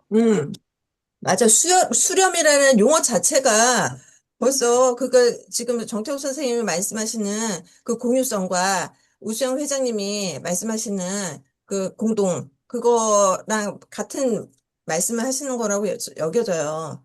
그래서 그렇게 우리가 다 각자 다른 상태로 있는데 아무 문제가 없는 거. 그래서 다 합쳐가지고 충만한 상태. 근데 그게 오메가 포인트의 결국 조건 아닌가. 하니까는 어디에서 그런 걸 읽었는데요. 네, 개인의 구원이 의미가 있는 것은 공동의 구원에 기여하기 때문이다. 맞아요. 네. 음, 그렇게 얘기를 하셨어요. 네, 그러니까 개인도 구원돼야 되지만은 음, 개인의 구원의 의미가, 그러니까 결국은 공동 구원을 위해서 우리가 일하고 있는 거니까 네, 오메가 포인트라는 게 결국 공동 구원이고, 그렇죠?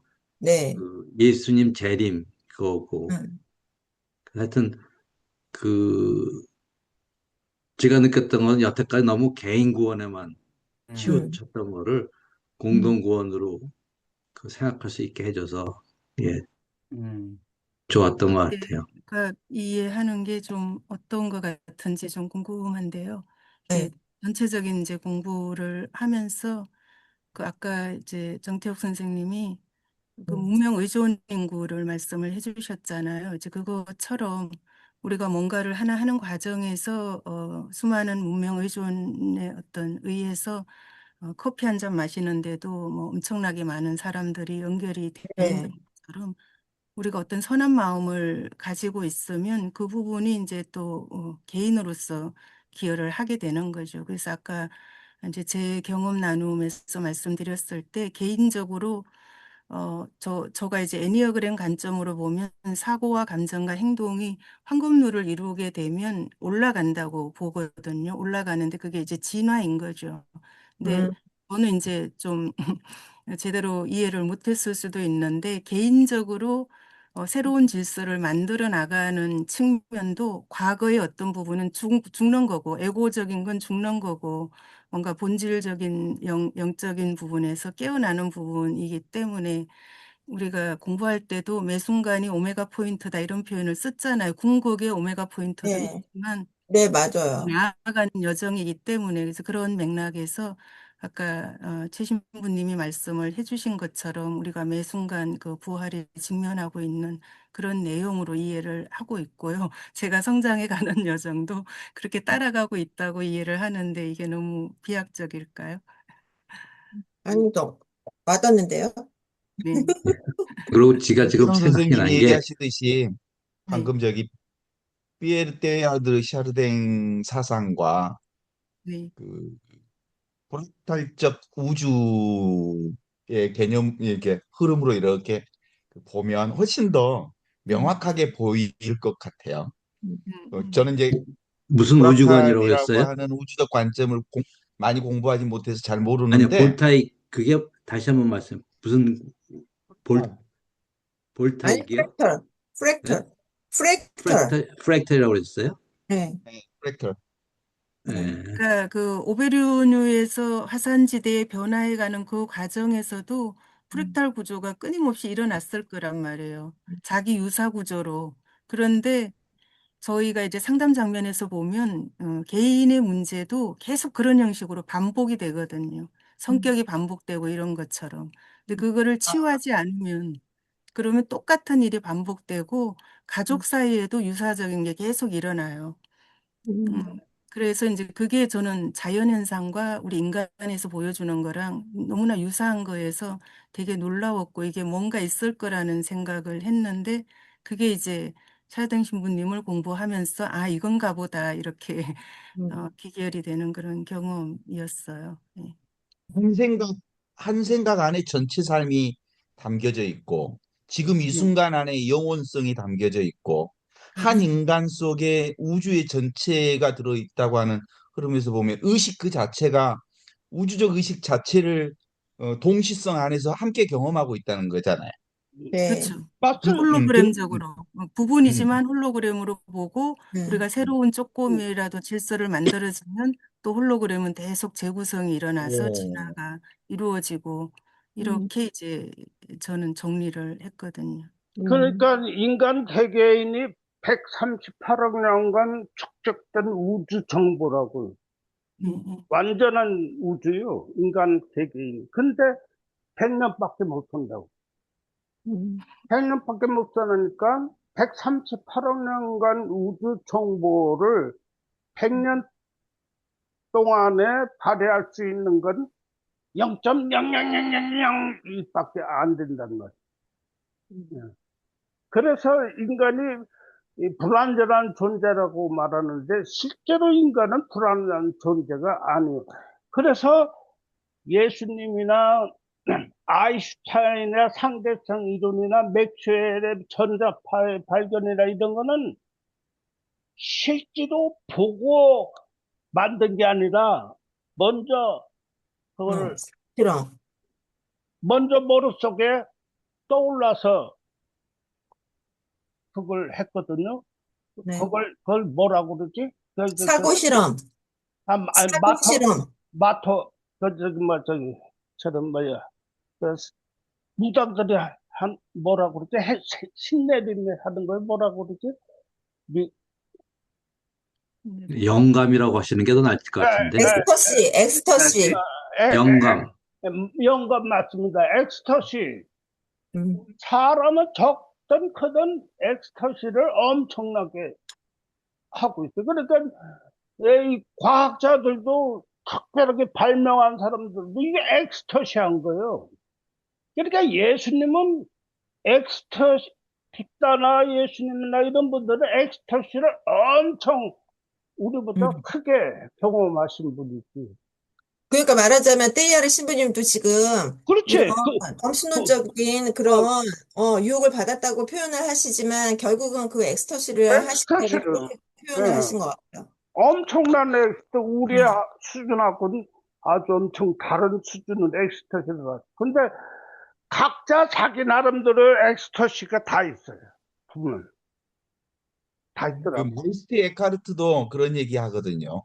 네, 야, 부분 안에 네, 전체가 있다고 하는 의미에서 신성과 그 신을 이렇게 구분해서 얘기를 하는데 실제로 우리 삶 안에는 그렇게 음, 살아요.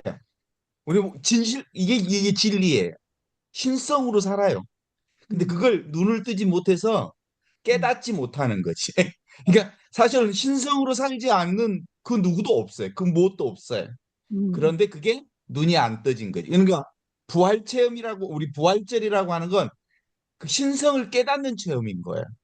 음. 이 부활 체험이라. 그래서 우리 오늘 부활절 그 때야드 샤르댕의 부활 체험을 우리가 함께 경험하고 있는 거지. 아이고, 그러네요. 교회 사제들이 그렇게 강연을 했으면은, 예, 그런 사람이 있었어요? 아니요. 그런데 그건 아니요. 저기 제가 지금 좀 이런 생각했는데 실제로 우리가 사는 게 하느님 일을 하고 사는 거예요.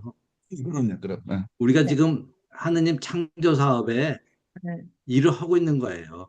네, 협조자로. 네, 그러니까는 지금 말씀하시니까 그런 생각이 드는 거예요. 그러니까 지금 신성으로 하신다고 그러셨잖아요. 그렇죠? 네. 신성이라는 말도 있지만 지금 하느님 창조 사업의 일을 우리가 일꾼으로 하고 있는 거예요. 하고 그런 있죠. 게 그게 지금 지가 그러니까는 때아르 신부님이 우리한테 가르쳐 준 게 아닌가. 음.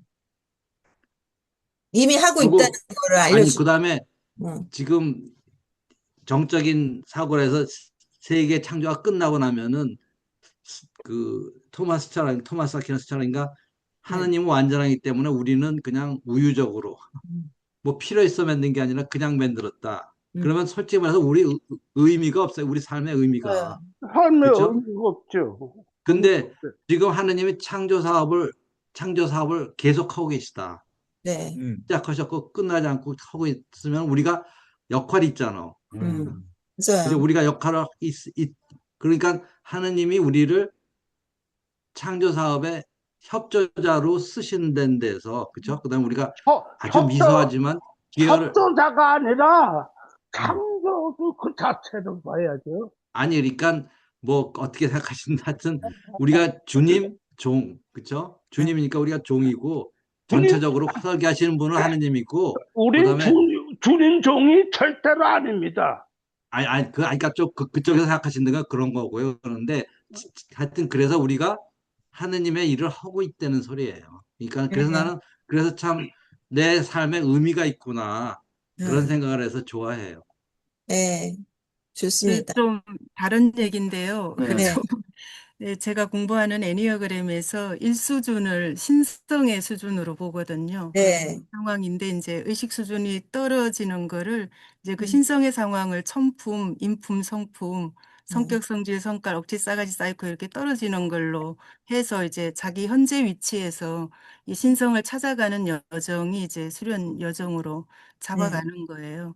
음, 그래서 아까 우리 최민석 신부님 말씀해 주신 음, 신성을 깨닫는 체험, 이 경지에 있는 사람들은 늘 신성을 깨닫는 삶을 살아갈 거고요. 일소주는 멀어져 있으면 너무 많이 신성으로부터 분리되어 있기 때문에 음. 온전한 체험을 못 하는 걸로 저희는 그렇게 아니요. 그 제가 이해를. 애니어그램이 뭐 이렇게 조사해 갖고 뭐 무슨 형 무슨 양 뭐 이러는 게 애니어그램 아니에요? 그건 맞아요. 아닌가? 있어요. 1번, 뭐, 애니어그램이 이제 어. 그거는 그냥 아주 단편적인 거고요. 음, 저희가 공부하는 애니어그램 지혜는 저는 예, 저희 신앙적인 거하고 잘 맞는 거라고 생각을 하고요. 음. 또, 샤르댕 사상하고도 저는 잘 맞는다고 생각을 아니 하거든요. 근데 거기가 신성도 있고 뭐 무슨 뭣도 있고 뭐 이런 그게 있어요? 가장 본질적인 모습을 그 신성으로 설명을 해요. 본성, 신성. 예. 그리고 이게 성격적으로 분리가 되면 아까 말씀드린 것처럼 이렇게 떨어져서 그래서 글쎄 유형을 나누는 거는 어떤 형 아주 어떤 형 뭐 그 애니어그램 갖고서 나는 어떤 형이다 뭐 무슨 그러고서는 그 검사하고서 원래는 이렇게 나눠지지 않는 온전한 존재인 거고요. 아, 무선형이라고 나온 거는 분리돼서 나온 거죠. 그치, 그치. 음. 음, 음. 근데 그 오 회장님, 예. 그 MBTI가 아, MBTI인가? MBTI가 MBTI가 내가 그런 지금 MBTI, 성격 MBTI, 유형이 MBTI가 그런 걸 많이 해요. 그게 MBTI하고 애니그램은 내가 혼동한. 내가 말한 건 MBTI였던 것 같아요, 그렇죠? 아, 음. 그렇죠. 그 음. 애니어그램이라는 거는 지가 잘 모르는 것 같아요. 모르는. 그 음. MBTI는 수평적인 정보만 주고요. 애니어그램은 수직적인 정보도 주기 때문에 이게 좀 우리가 음, 오메가 포인트를 향해서 나아가는데 이게 이제 너무 갭이 있잖아요. 매 순간에 오메가 포인트라고 네. 하지만 그래서 자기 상황을 좀 가리고 있는 부분들을 좀 찾아서 이거를 걸러내는 예를 들면 뭐 성장 과정에서 상처가 있다든지 이러면 이게 걸림돌이 될 수 있거든요. 음. 그래서 그런 것들을 좀 치유하는 방향을 찾아 나가는데 굉장히 훌륭한 길잡이 역할을 해주는 것 같아요. 음. 음.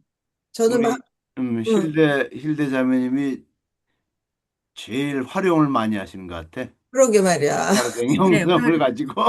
네, 네. 저는 굉장히, 왜냐하면 제가 그동안 공부했던 거랑 제가 지향하는 거랑 너무나 잘 맞아서 아유, 이제 어, 잘 됐네. 구체적인 이런 어려운 거 들어가서는 이제 제가 어렵지만 그냥 의미나 가치나 또 그렇죠. 지향하는 거에 있어서는 제가 이렇게 이제 이런 거를 이렇게 추구해 온 지가 38년 차거든요. 근데 음. 좀 독특한 것 같아요. 제가 가는 길이. 그래서 보통 저희 직종에 있는 사람들이 저처럼 하지는 않는 것 같은데 저만 이제 좀 이렇게 아유, 가야 된다는 어떤 믿음을 가지고 왔는데 그게 중간에 저도 흔들림이 있겠죠. 뭐 다른 어떤 뭐 재정적인 유혹이나 이런 게 있으면 이게 이렇게 가는 게 맞나 이런 생각이 들었는데 이제 세례된 사상을 공부하면서 그래 잘했다 이렇게 결론을 아유. 짓고 있고요.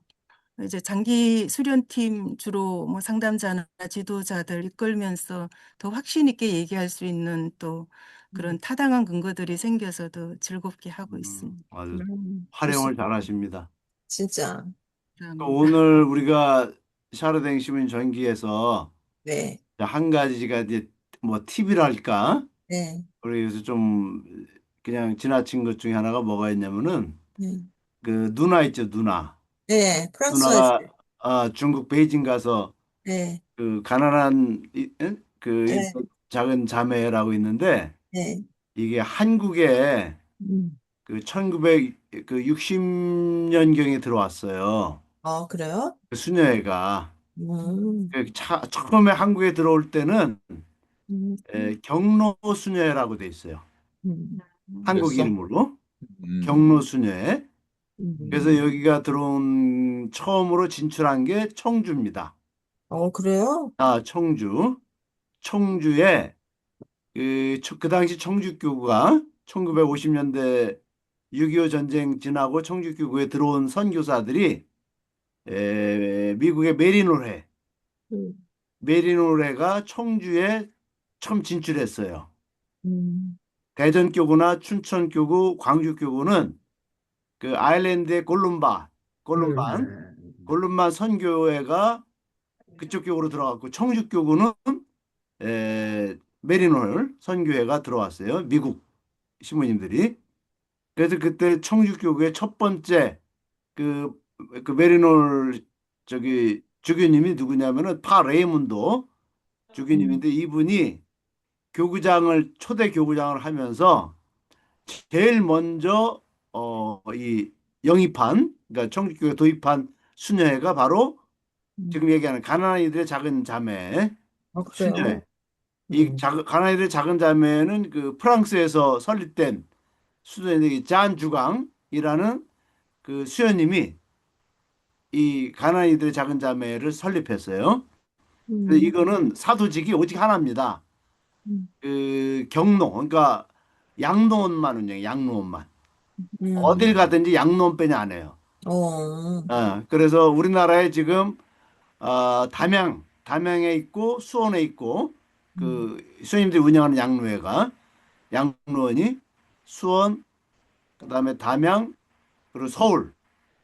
그 청주에서 창립해서 오랫동안 운영하다 청주에서는 한 15년 전에 떠났어요. 한 20년 전에 떠났어요. 그 청주는 지금 없어요. 그래서 그 아까 그제 샤르댕 시부님의 누나가 그런 양로호 경로 수녀로 그 중국 가서 활동했다는 걸 제가 음, 그냥 아는 범위 내에서 말씀드리고 싶어요.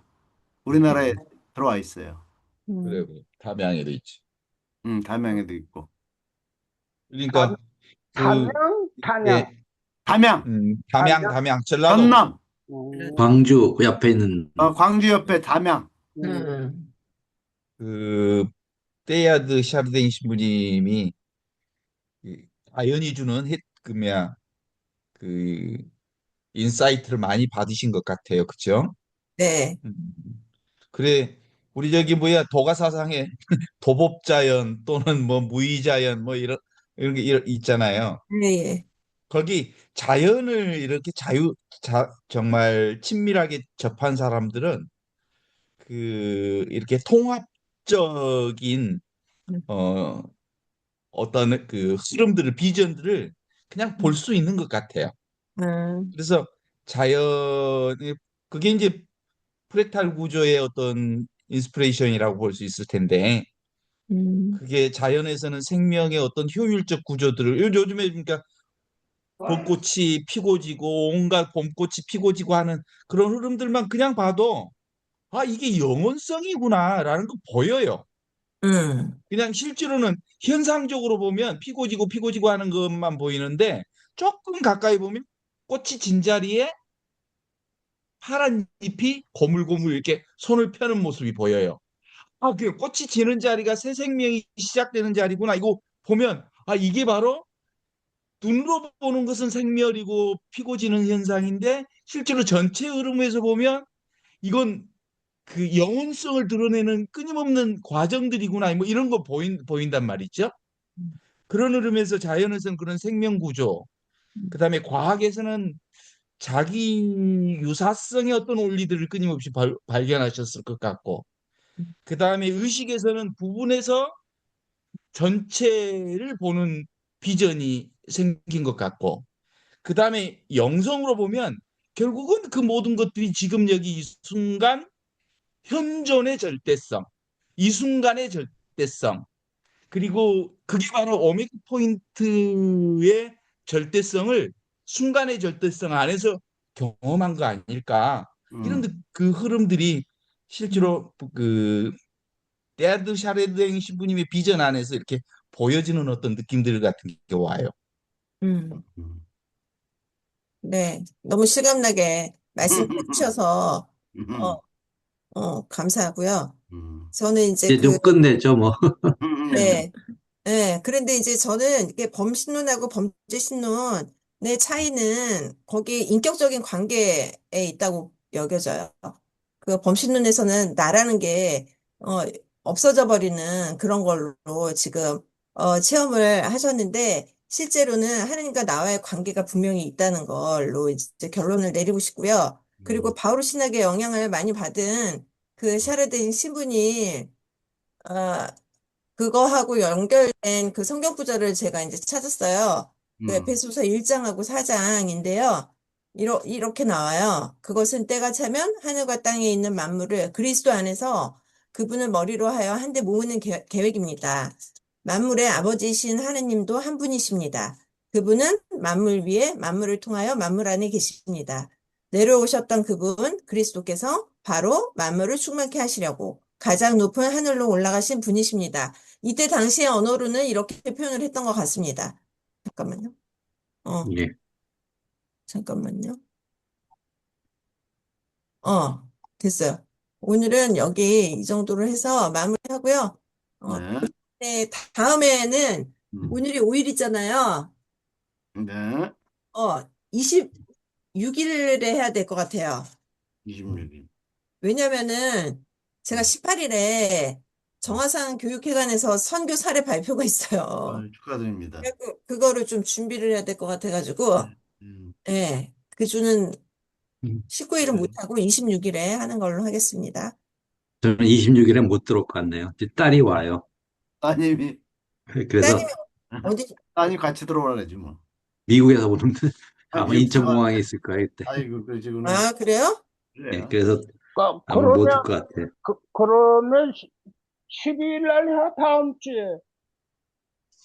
아니, 왜냐면 18일 날 제가 발표를 하니까 그거를 준비를 해야 되니까 지금 이것도 준비를 하려면은 따블이 되니까 제가 그 다른, 알았어요.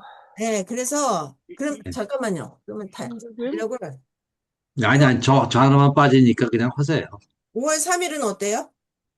좋아요. 5월 3일. 5월 3일 좋아요. 5월 3일은 괜찮아요. 네, 그럼 5월 아니, 3일 아니, 날 할게요. 예, 5월 3일. 그래요. 네. 아, 그러면은 이걸로 마치는 걸로 하겠습니다. 네, 오늘 수고했어요. 예, 네. 수고 안녕히 주무시고요. 많으셨습니다. 네. 예. 감사합니다. 네. 네, 너무 오늘 준비 잘했어요. 네, 감사합니다. 네, 음. 네. 고맙습니다.